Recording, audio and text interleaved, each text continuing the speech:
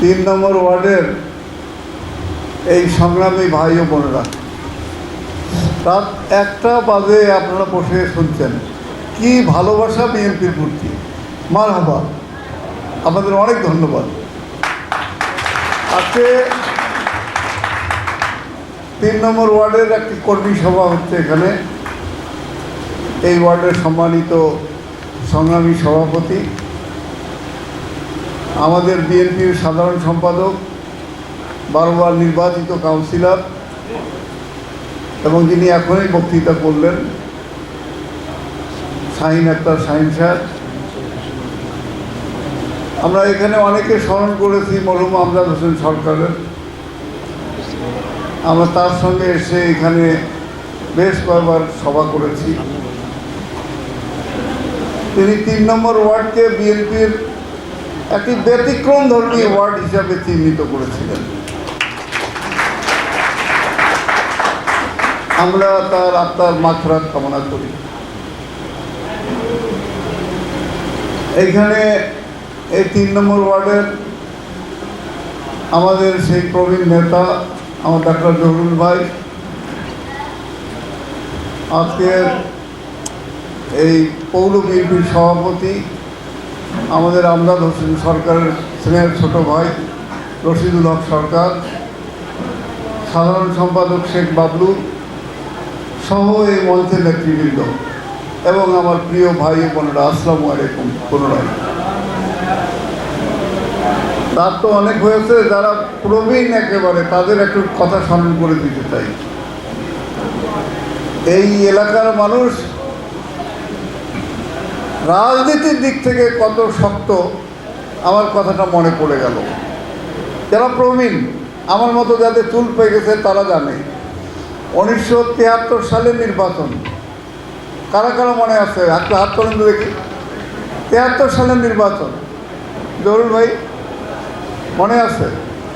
এইখানে নির্বাচন, আমরা একটা মার্কা নিয়ে আসছিলাম কুড়েঘর, অধ্যাপক আব্দুল হাফিজের মার্কা, আর আলিমের মার্কা ছিল নৌকা। এইখানে দেখি ভোট সেন্টার তখন এইটা, অনেক লোক লাইন লাগিয়েছে। আমার উর্দুভাষী ভাইরাও আছে, তারা সবাই নৌকার ব্যাজ লাগিয়েছে মুখে। তবে আমার সঙ্গে কথা হয়েছিল যে উর্দুভাষী ভাইরা, মায়েরা, বোনেরা সবাই পুরে ঘরে ভোট দিবে। আমি তো নৌকার ব্যাজ দেখে ওদের কথা শুনে একেবারে মাথা খারাপ আমার। সবাই বলাবলি করছে যে তুমি কা করেগা, কা করেগা, নৌকা কা উপর খিসকে মারেগা। আমি তো এটা শুনে তো আমার মাথা খারাপ, এরা তো নৌকার উপরে ভোট দিচ্ছে, ব্যাপার কি? রাতে বললো যে পুরে ঘরে ভোট দিবে, এখন নৌকার উপরে ভোট দিচ্ছে, এটা কি? আমি একজন পরিচিতকে ধরলাম, কি ভাই তোমরা যে বললে যে পুরে ঘরে ভোট দিবে, এখন নৌকাকে ভোট দিচ্ছ, এই নৌকা তোমাদের এত নিপীড়ন নির্যাতন করলো, একে ভোট দিবা? कहते आप देखा नहीं है? बोले क्या? बैलेट पेपर देखा है? नौका का ऊपर क्या है देखिए। तो नौका का ऊपर था पूरे घर था। कहते हम तो उसी बोला है कि नौका का ऊपर खिस के मारिए, हम लोग तो सब पूरे घर में वोट दे रहा है। এই কথাটা এখানে মনে পড়ে গেল। কাজে কি কৌশল করে আমার এই 3 নম্বর ওয়ার্ডের প্রিয় ভাই ও বোনেরা নির্বাচন করে, এত সচেতন, এত সচেতন, এই জন্য আপনাদের আরেকবার ধন্যবাদ দিই। প্রিয় ভাইরা, এখানে তো শুনেছেন আমাদের দলের প্রতিষ্ঠাতা শহীদ প্রেসিডেন্ট জিয়াউর রহমান, উনি এ দেশ যখন সংকটময় ছিল তখন স্বাধীনতার ঘোষণা দিয়েছেন, যুদ্ধ করেছেন, আবার ব্যারাকে ফিরে গেছেন। আওয়ামী লীগের নেতা শেখ মুজিবুর রহমান মানুষকে বিপদে ফেলাই দিয়ে নিজে ঘরে বসে ধরা দিয়ে পাকিস্তানে ছিলেন।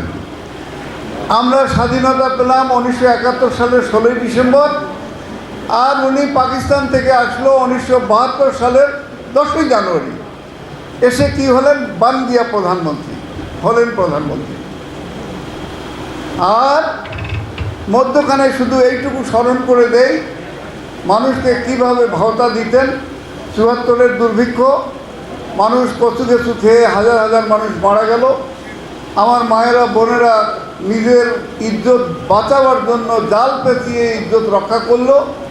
আমার যে ভাইয়েরা বা ছেলেরা সেই সময় মারা গেছে, মাটি দেওয়ার জন্য কাপড়ের কাপড় পাওয়া যায়নি, কলা পাতা দিয়ে মাটি দিতে হয়েছে। আর শেখ মুজিবুর রহমান মানুষকে ঠাট্টা করতো কিভাবে, যে 8 কোটি মানুষ না 7 কোটি মানুষ, 8 কোটি কম্বল আনলাম। 7 কোটি মানুষ 8 কোটি কম্বল, কাজে আমার খানা কই, উনি নাকি পায় নাই, বিচার দিচ্ছে আমাদের। আর কি বলে যে এই সব চাটাদের দল, ওনার দলের লোকদের বলছে চাটাদের দল, চোরদের দল, সব লুটপাট করে খায়, কিন্তু উনি বিচার করতে পারেন না। এই অনাচার অবিচারের কারণেই 1975 সালে সপরিবারে তাকে নিহত হতে হয়েছে। আবার দুদিন আসলো শহীদ প্রেসিডেন্ট জিয়াউর রহমান, সিপাহী জনতার বিপ্লবের কারণে ক্ষমতা তাকে নিতে হলো, এবং দেশ ছিল অর্থনীতির দিক থেকে তলাবিহীন ঝুড়ি। বিদেশিরা বলতো যত সাহায্যই দেই না কেন বাংলাদেশে থাকে না, লুট হয়ে যায়। শহীদ প্রেসিডেন্ট জিয়াউর রহমান এসে তলাবিহীন ঝুড়িতে তলা লাগিল, বাংলাদেশের খাদ্যশস্য উৎপাদন বাড়ল, খাল খনন করলো। আমাদের এই সৈয়দপুর রেলওয়ে কারখানার দুর্দশাগ্রস্ত যারা সিনিয়র তারা জানেন, রেল স্টেশনে এসে ঘোষণা দিয়েছিলেন মানুষের হাতকে কর্মীর হাতকে বাড়াতে হবে, কারখানার উৎপাদন বাড়াতে হবে, দরকার হলে ডাবল শিফট চালু করতে হবে। এটাই শহীদ প্রেসিডেন্ট জিয়াউর রহমান। অর্থাৎ বেকার সমস্যার সমাধান করতে হবে। হয়েছে, কারখানা তো আর দিন দিন ক্ষয়ে গেছে। আর কিছু লোক দীর্ঘ 16 বছর ক্ষমতায় থেকে যেগুলো বাড়িঘর জমি জায়গা কারখানা বা রেলের, আজকে এটা বেচে, কালকে ওটা বেচে, কালকে এর কাছে টাকা নেয়, কালকে ওর কাছে টাকা নেয়, এই করে করে ভাইজান সেজে গিয়েছিল। আর শহীদপুরের মানুষ করে কি, এর দলটাকে লিখেছিল যে লোহাচরের দল। তা চুরি চামারি অন্যায় অত্যাচার করে বেশি দিন থাকা যায়? যায় না। খালি এরাই করে নাই, ওদের প্রধানমন্ত্রী শেখ হাসিনা 14 সালে ভোটের নামে দুর্নীতি করেছে, মানুষ ভোট দিতে পারে নাই। 18 সালে দিনের ভোট রাতে করে নিয়েছে। আর 24 সালের 7ই জানুয়ারি যে নির্বাচন, আমরা বিএনপি অংশগ্রহণ করি নাই, উনি ডেমি নির্বাচন করলো, আমি আর তুমি নির্বাচন, উনি নিজে দেয়া আর যাকে দিয়েছে তারাই মিলে ভোট করে নিয়েছে। এদেশের মানুষ ভোটের অধিকারটা হারিয়েছিল এই দীর্ঘ 16 বছর। আমরা দীর্ঘদিন আন্দোলন করেছি। বিএনপির নেতাকর্মী গুম, খুন, হত্যা, মামলা এবং শেষ পর্যন্ত আয়নাঘর। আমার মতো এই বয়সেও দেখা গেছে যে পুলিশের ভয়ে একবার জেলে থাকতে হয়েছে, তারা ধরে নিয়ে গিয়েছিল। আর একবার বাড়ির থেকে পালাতে পালাতে দেখা গেল যে আমাকে পেল না, তা আমার ভাতিজাকে ধরে নিয়ে এসে। এখানে শহীদপুরে দেখা গেছে যে তারেকের বাড়িতে হামলা করলো যুবদলের নেতা, তারেককে পেল না, তার বউ আর মেয়েকে নিয়ে আসলো। শাহিনের বাড়িতে গিয়েছিল, শাহিনকে পেল না।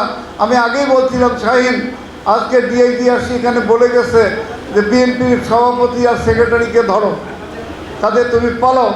ও বাড়ির থেকে পালিয়েছে, আমিও তো পালিয়েছি, ওর বাড়ি তছনছ করে দিয়েছে। এই জুলুম শুধু আমাদের উপর না, সমস্ত মানুষের উপর জুলুম হয়েছে। তা জুলুম এটা শেষ হয়েছে।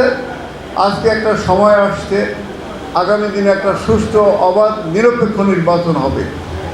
এর মধ্যে নানান দল ষড়যন্ত্র করতেছে। এখানে তো শুনলেন যে এক দল কী করে, জান্নাতের টিকিট বিক্রি করে, ওর দল করলে নাকি জান্নাত যাওয়া যাবে। আরে আমি বলি শুনে রাখেন সবাই, আজকে না আমাদের সিনিয়র নেতা ছিল, মজলুম নেতা মাওলানা ভাসানী বলেছেন যে আমরা সৌদি আরবের নীল নদের পানি নীল নয়, ওই নীল নদের পানি বলে যে নীল নদ, ওই পানি কিন্তু নীল নয়। আর জামাতে ইসলাম নয়, এটা আমার কথা নয়, এটা মাওলানা ভাসানীর কথা। আর তারাই আজকে টিকিট বিক্রি করছে।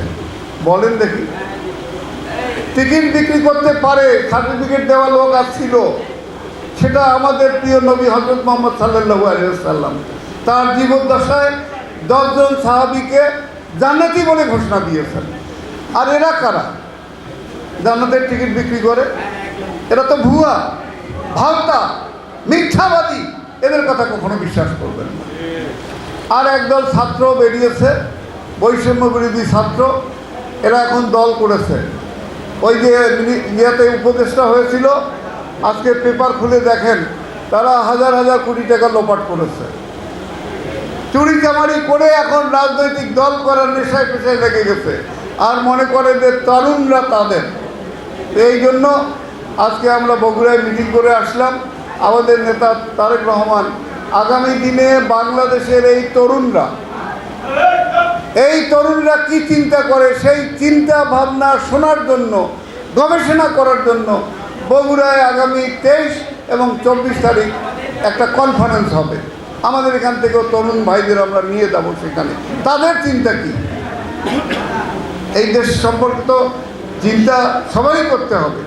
আমি কিন্তু একটা কথা বলি, ইয়াং যারা তরুণ তাদের কাজ, আর আমার মতো যারা আছেন এখানে চুল পাকা মানুষ তাদের বুদ্ধি, এই দুটো সমন্বয় করলে যে কোনো কাজ সমাধান করা যায়। এটা হলো আমার কথা। তা আমি আর কথা বাড়াই না, অনেক রাত হয়েছে। আগামী দিনে যে নির্বাচন হবে এই নির্বাচনটা কঠিন হবে। আমাদের দল থেকে অনেকে এখন আসছে, ওই যে বলে না যে সুবিধার সময় আসছে, দুঃখের দিনে ছিল না। কেউ ছিল বিদেশে, কেউ ছিল পাড়ায়, কেউ বলে আমি আর বিএনপি করি না। এখন আসি কয় ওরাই নাকি বিএনপি, ওরাই নাকি বিএনপি, আমরাই গেলে তেমন কিছু না। আর মাঝে মাঝে সুযোগ পেলে আমাদের নাম বিক্রি করে।